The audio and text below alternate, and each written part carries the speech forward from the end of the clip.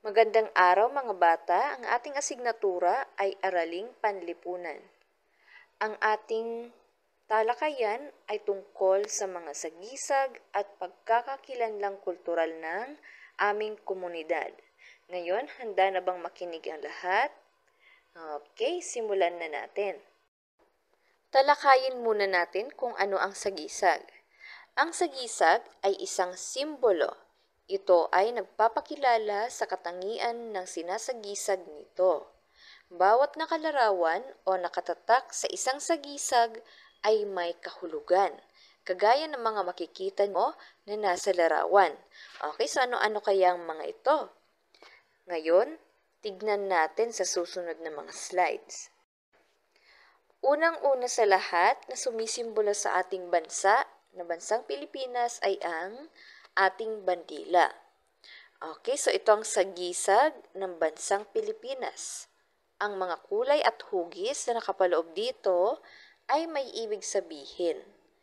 Kagaya ng bituin, yung araw at ang kulay asol at pula. Meron din tayong bahay kubo.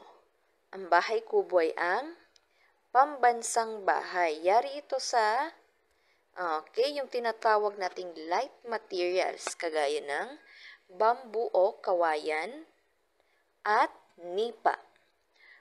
Meron din dito yung kalabaw.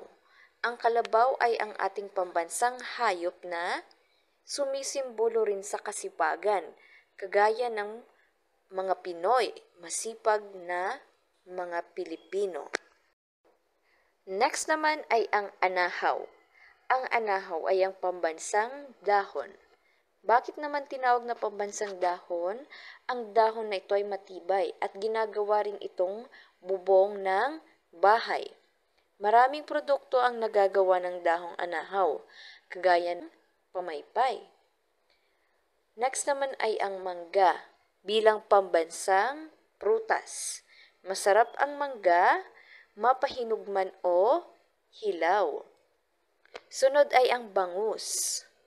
Bangus ang ating pambansang isda. Karaniwang kulay puti ang bangus at masarap ding ihawin o gawing sigang at anumang luto ang bangus. Sunod na larawan ay ang Philippine Eagle o ang pambansang ibon. Tinatawag rin itong monkey-eating eagle.